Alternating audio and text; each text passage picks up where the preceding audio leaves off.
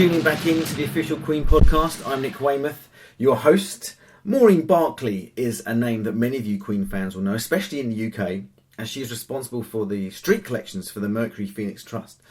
For the last 20 years, she's raised in excess of something like £500,000, which is absolutely remarkable.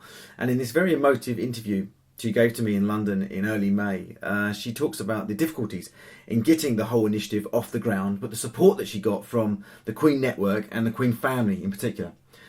She also talks about her love of Roger, which is quite amusing too. So here we go. Over to you, Maureen.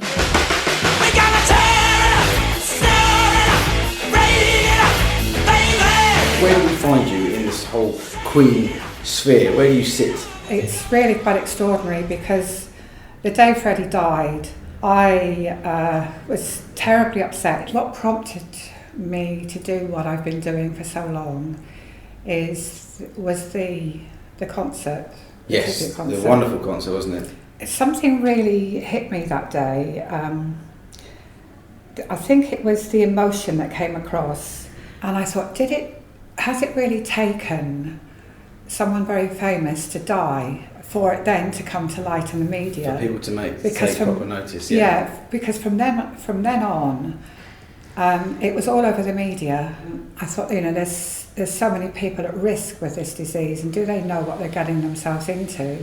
I delved a bit further and I thought, well, maybe public awareness is what we need to do here with this. Well, that was what the show was about, wasn't it? It was about AIDS awareness. It's what we continue to do with the Mercury Phoenix Trust, isn't it? We do raise money, which we'll get onto, but the whole thing was about awareness, wasn't it? I mean, I remember I'm 37 years old, but the big adverts for AIDS, and all this kind of thing. And again, I watched the tribute concert, and I'll be perfectly honest about this, because I was a huge Guns N' Roses fan. Well, yes, and Guns N' Roses were playing. One of the bands, and Extreme, and and I watched it for Metallica. that reason. I knew Queen. I liked Queen, and I had that kind of, oh, what a shame, kind of, oh, I wish I'd seen them live. I was never old enough, really, but I watched them because of that. But then, through my love of Guns N' Roses, I see this concert, and I suddenly become more aware. And like you say, it's why should it take this one person that we all know and love for people to take it seriously? Yeah. I had no experience with public collections or anything like that. So I thought, first of all, I need to find out where the red ribbon came from.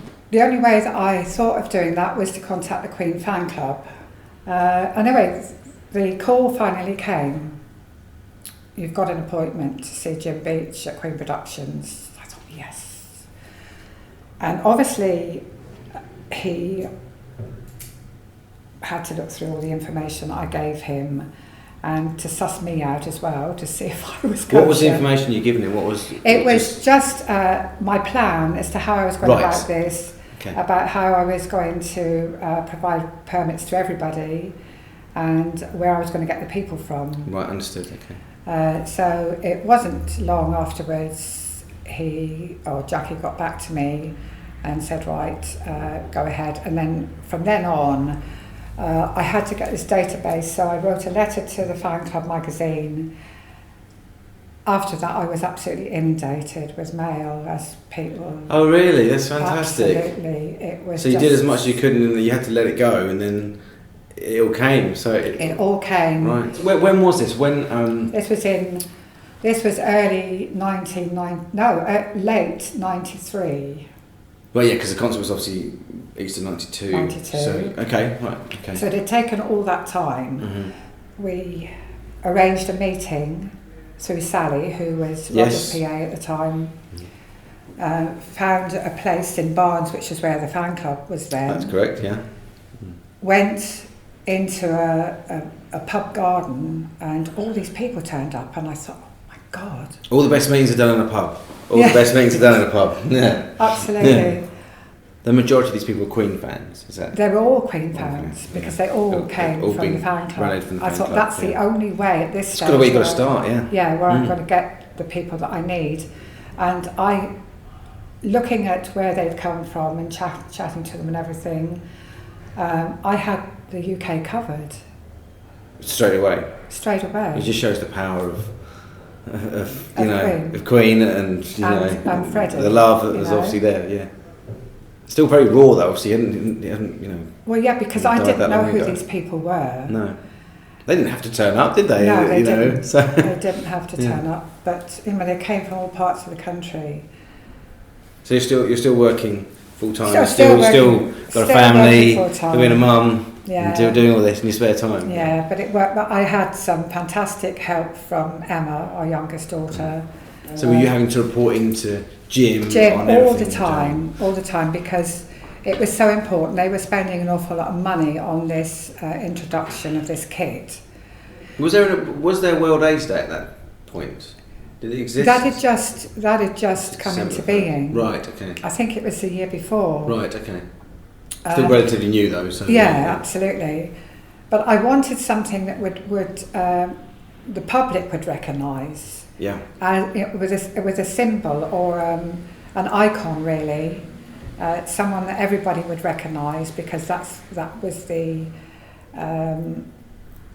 image that we had on every single piece of equipment, like the T-shirts that everybody wore, the collection boxes, the stickers, which you're not allowed to use anymore. If you're collecting on the street, here you are, madam. Here's a sticker. You can't do that anymore. You're not. No. Why not?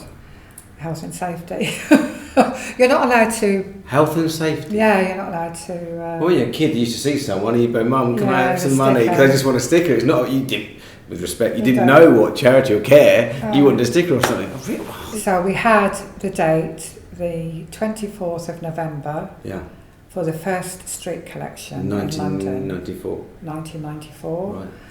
And it was going to be national. They were wanting to put me in magazines and do TV interviews and stuff like that. But I think they thought twice about that, because it was still very early after Freddie had died. Mm-hmm. And they didn't want the media to think they were cashing in on his death. Well, I can understand that. Some people are always going to think that anyway. Yeah. But I mean, and I was quite relieved about you weren't in it for that, were you? No, I didn't, and I've never ever wanted any glory. I never wanted the spotlight, because that wasn't what it was about at all. I did some radio interviews, local radio. Did local radio in Cambridge, and when I went down to my hometown in North Devon, I did a radio is that where you're interview. From? Yeah. Oh, okay. Whereabouts? Barnstaple. Oh, okay. Yeah, okay. Yeah, Morecambe. Yeah. Where they surf. Yeah. Yeah, so I was really quite relieved that never happened. But it was a struggle to get this campaign off the ground first time round, but everybody rallied round, and we had probably about 30 or 40 fans in and around the London area. Right, okay. And they did a big promo thing in Trafalgar Square. Right. And then went out on the streets, as did everyone else. So they're armed with... They've got their collection boxes and their T-shirts. Right, okay. And their stickers at the time. Okay. So, yeah, the campaign took off. That was the first year, nationwide. And we raised and covered the cost of the kit that was provided. So, and more. What was the line that you were using, or I'd like to say, I don't think you can approach people necessarily, can you? I don't know how you work. What were you saying? You mean you're standing in the bucket? What were you don't say anything. You don't say anything. People come... No, I mean, it's very... It can be quite daunting to be on the streets anywhere. Yeah. It doesn't matter whether it's London or whether it's St Ives or anywhere at all. For sure. It's because you cannot approach anyone. Right. You have to stand there and just promote the charity silently, basically. Oh, right, okay. But what I've tried to do over the years is to go into inside shopping areas. We had, in fact, we covered the rail network up here as well. Oh, really? By going into stations, because November is it's an awful time to be out on the streets, or it can be because of the weather. Yeah. if the weather's against you, then, I mean, I remember some years the guys got absolutely drenched, but they were determined to do this thing. So I thought I must try and get them as many inside as possible. And I have to say that Network Rail is amazing and still so supportive. Oh, really? They are brilliant. Okay. At one time we used to collect in the underground, but because of security and with all the scares that have been through the years, they don't allow us to do that anymore, but we do tend to collect on mainline stations now. So that really brought the collection more together as backup for the streets, because if it wasn't the weather to be out, then at least people could be inside. So and we try to set up tables when we could. Yeah. With because we've got posters and we Flyers. use red ribbons. Yeah. I have to say, because they are quite prominent still. It is the symbol for AIDS awareness anyway. Although it wasn't officially part of the kit that we used. And of course we've got balloons that used to go down really well with the kids back then. So you had a really colourful display where people could actually come up to you and say, what are you collecting for? Or it's World AIDS Day, or, oh gosh, I'm a big Queen fan, which is what the majority of people still say, you know. Working in what we do, or it's so funny, people you meet will just say, what do you do, or, you know, whatever. Yeah. And the amount of people just say, I love Queen, or my mum loves Queen. They're an institution now, aren't they? But then you do have the continuing conversation where people will tell you their story, right? Which is can be quite poignant, you know. So you've had how many years now is it you've been doing? 20. So you've had that. You've had people come up to you and say, all the time, you know, I'm HIV positive, or I know somebody who's died of AIDS, or I work for this charity, or I do this, and so interesting. Okay. And of course, over the years, because the volunteers that we initially had faded away due to changing circumstances. For sure, yeah.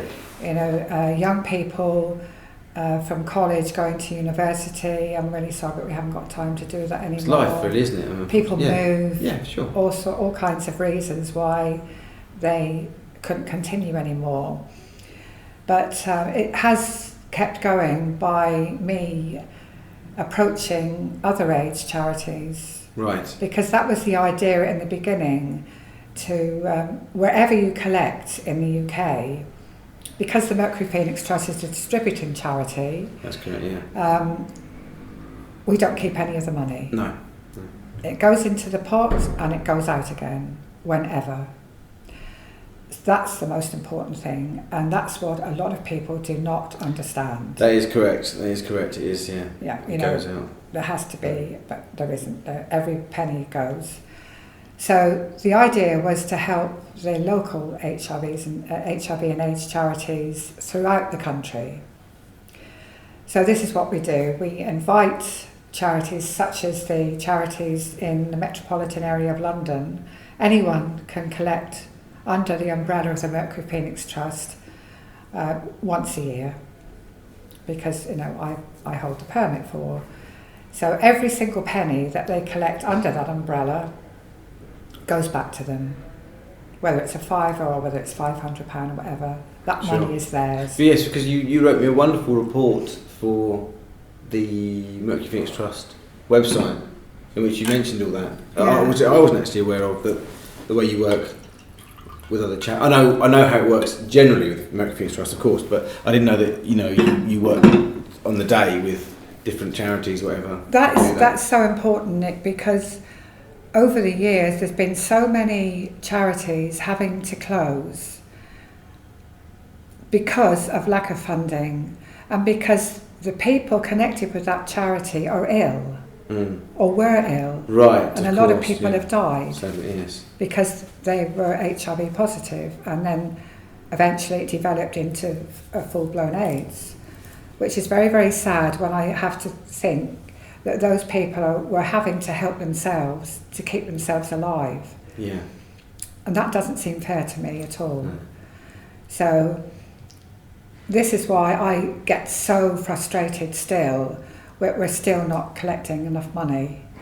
Will it ever be enough money? No, it won't ever. No, of course it won't be. Of course it won't. That's what you're always Never fighting will against. be. But you can only do your best. Is it tougher? Has it been tough the last couple of years? Not just because maybe people are fading away, but because obviously people don't seem to have the money as much, or they pick and choose the charities that they decide to give to. It has been tough. And that's no fault of anyone's. It's just no, not at all. if you've got less money, you don't. I think don't give it away. I think also that the country, if not the world, is saturated by charities. Yeah. You can go out on the street any day of the week and you'll find at least one in a small town. And it is very difficult for these charities to survive, whether it's an HIV charity or for any other charity at all. It's very, very difficult to... But I guess with the Mercury Phoenix Trust, it very much did operate under the radar for a long, long time, apart from what you were doing. Because, I mean, I worked for Queen for 13 years and straight away I was made aware of the charity, but it was always something that was done quite... we were never above the line publicly, apart from what you did. No. I think now it's changed. Yes. We are trying to... We've been, the last 3 or 4 years, with things like Freddie for a Day and new websites, and we're a lot more active, and we wouldn't be where we were without your help, or the fan club, or Jim and Claudia's. Yeah, absolutely. And I do push, and we are now kind of in a more public domain. Yeah, I do agree with you. I think that move is very important. It would have continued. The Mercury Phoenix Trust will always have been there, but it would have been in the closet of the music world.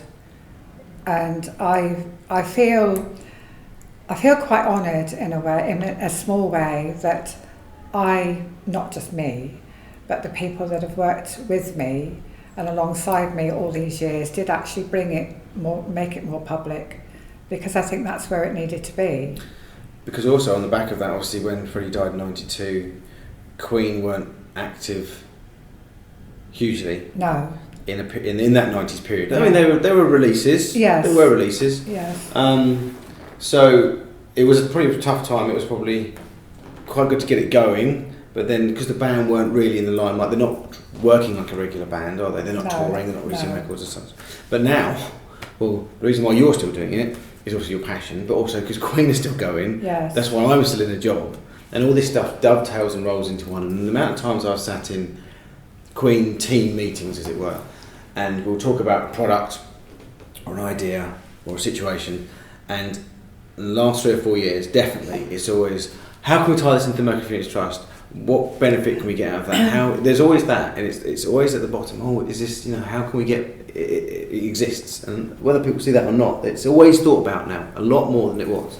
And I think that reason is because of obviously your work, and it's kept going, and the money kept flowing. Yes, that's right. So you continue to do this every year, and Pete just pointed out to me just now, something I had here as well, that you do turn up at events, Queen events, don't you? But one of the main things is you had a regular spot with the Dominion Theatre, didn't you? Tottenham Court Road, we're just around the corner from there now. How often did you do the We'll Rock You collections? Yes, I think this is why I get so emotional about it, because it was a year into the musical, after the musical had started, at the Dominion, 2002. Yeah. It was a year in, and I had another great helper with me for quite some time, and we thought, we should be doing collections at a lot of people going through there, a lot of footfall, every week, Yeah, so we had a meeting with the management at the time, and they thought it was a really good idea, but not to do it every night, obviously, to do it at weekends. Mm-hmm. And this is what we started to do. So our collections have been going for 11 years plus. But then back 4 years ago, yeah, David Pearson said he would like to adopt the charity, and so that they could do more charitable events at the theatre. I thought it was a very good move, and it's turned out to be a very good move, because there was, I mean, a lot of money would be put in those buckets at the end of a performance. People coming out feeling good, yeah, knowing the story, and it just clicks, doesn't it? I guess. Yeah, exactly, because there were collections. We used to do some on a Friday, but they weren't quite so good. But Saturday matinee and certainly the evening performance, you could get about £1,000 plus on a really good night, and most of them are really good nights. Yeah. So yes. So anyway, we had this meeting with David and decided that yes, it'd be a good idea for them to adopt the charity. Hence, the afternoon with a free fall and other events like the cake selling. Freddie for a day and things like that. So I think that's why it's like the Queen home, really. You know, We Will Rock You has been so successful, not just at the Dominion, but when it went on tour. And certainly Schools Will Rock You was absolutely amazing. Which again is there's elements of the licence which go towards the Mercury Phoenix Trust, and you know about that. So. The letters that I've had from schools, because it's really hard work for anyone to put on a production like that. I've got photographs to show, and they put such a lot of. I mean, even primary schools. No, primary schools. There's an adapted script. Yeah, it's basically taking all the rude jokes out, basically. Yeah. But they do, and they can do it very basically, which is just piano, and them singing, or they can do the whole orchestral thing if they really want to. So. But they, the letters that I've had back, and it's extraordinary. This emotion that comes across from people. I think there's a real appreciation for Queen and Freddie. I think now. Queen never used to really get the love from critics, particularly, but they're real peoples. They're a real people's band. They kept churning out the good songs and the entertainment and playing live, and I think unfortunately there is that sort of thing that when someone dies, they are held there's a mystique or held high esteem, I suppose, isn't there? But just the Olympics, was it 2012? Who stole the show? Yeah. He was only on screen for 20 seconds. Yes, I know. It's kind of. It is quite. I'm getting shivers now talking about it, and it's funny, but it's there's a real connection. There's a real love for this band, and I think that obviously comes through at the other side. I think it's because they're just ordinary guys. I remember Roger saying to me once, "This is what I do. This is my job." Yeah. You sell shoes. I do what I do. Funny story about Roger. Going to lighten things up a bit. When we were at the Stormtroopers and Stilettos exhibition, that's when I first met Pete. And I said, and you were with Pete quickly, and then you quickly ran off. And I said, "Oh, where's Maureen gone?" And he said, "Oh, he's probably running after Roger." Or something like that. And I went, "Really?" And he went, yeah, don't worry about it, it's fine. And lo and behold, I was walking around on my own, and I went, "Oh, there's Maureen, there's Roger." Right, there you go. So, but how do you get on with the guys? Do you... I always feel comfortable in Roger's company. Yeah. Because he's just down to earth. He is. And I absolutely adore what he does. I could sit and watch him play the drums forever, and I just love his voice. I always have done. So whenever he does sing live, it's unique. It's a unique voice. There's a gravelness to it, and I love it. I do like it. High. And I always find when he sings with a woman or another singer, it just works really, really well. Well, Maureen, it's been absolutely wonderful talking to you. It was very, very sweet of you to come down and talk to us about that, because I didn't know. I knew the story roughly, but I didn't know the ins and outs of it. I've learned something today completely. How difficult it was for you to get to this position, to do all these things, everything you had to go through, and you still continue to do it and love doing it. I must say, it's been lovely. So romantic, can we do it again? Can we do it again sometime? I'd like that too. Seaside rendezvous. Give us a kiss.